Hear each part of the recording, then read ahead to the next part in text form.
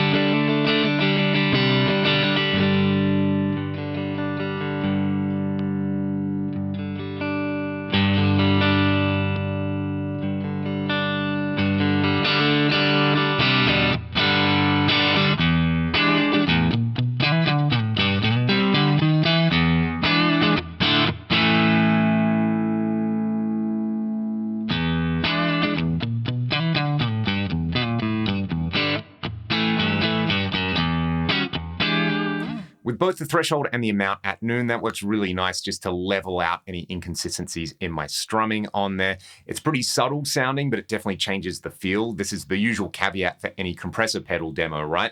It's sometimes hard to hear what's happening, but you can definitely feel what's happening on there. Now, as I brought that threshold lower and the amount higher, there's going to be more compression happening. And in doing that, it's going to reduce the overall amount of gain coming out there. So I can compensate for that with the output control. So I'm going to keep going in this direction. Threshold's going to come down more, amount's going to go up more. We're going to get way more compression. And with the chords, you'll hear they get a lot darker on there. So I'm going to introduce some of the detail control on there.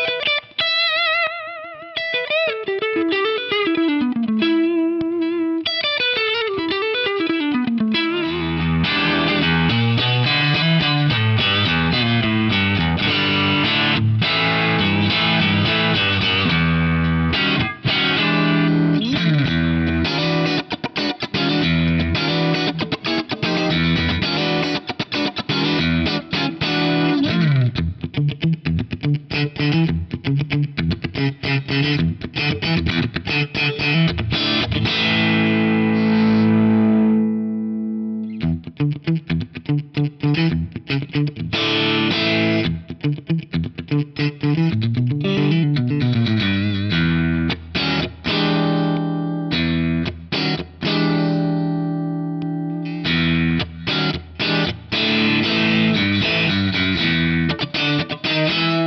cranking up the compression like that really fattens things up. I think the detail control is awesome to counteract that tubbiness that can happen when you're pumping a lot of low frequency content into a heavy compressor on there. I think I generally like the detail around 1 o'clock on there.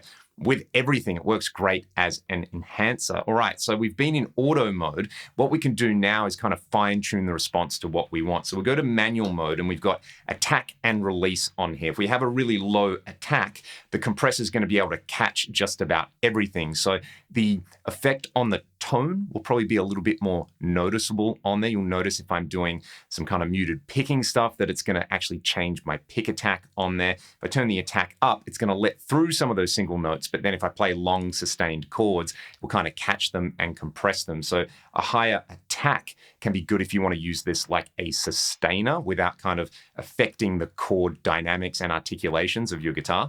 Let's have a listen to the difference between auto and then the attack and release settings that I've got on here.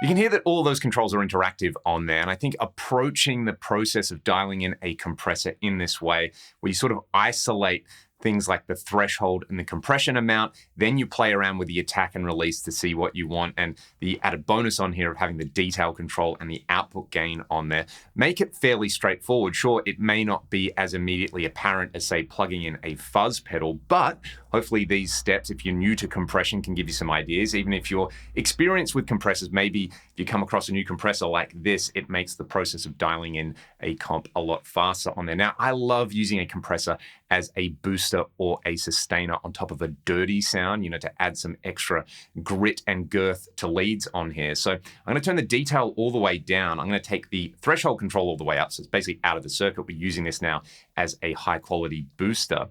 Output is going to be cranked on here, but I'm going to bring in this detail control on there just to add a little bit of grind. I'm now on the bridge humbucker here. Let's hear the starting point.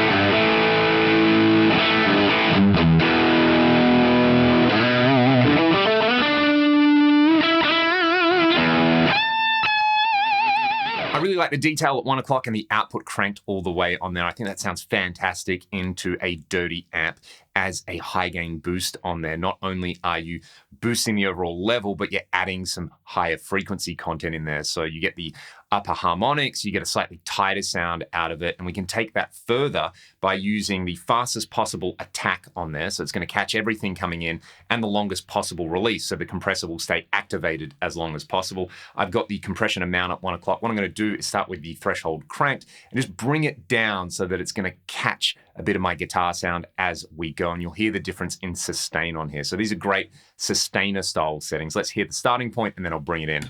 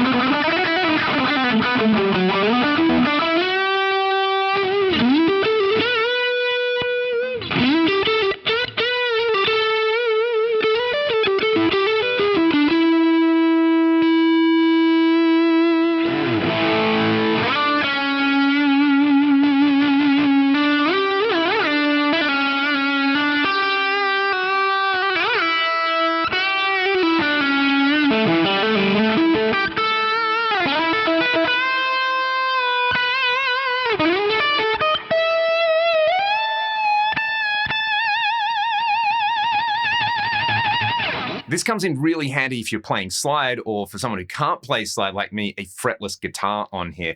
This fretless has some flats on it, so it doesn't have a lot of natural sustain on there. Being able to crank up a compressor with it and control the attack and release, as well as the detail, is very handy. I'm gonna try and have a little jam on this fretless with the Steam Flex Comp on here. If you'd like to learn more about this, I'll put a link in the video description. Big thank you to Thorn Sound Labs for sending this out so that I could make this video. If you want to support what I'm doing directly, there's also links in the video description. Let me know your thoughts on this pedal in the comment section below, and I'll see you all on the next one. Wish me luck with this fretless as well.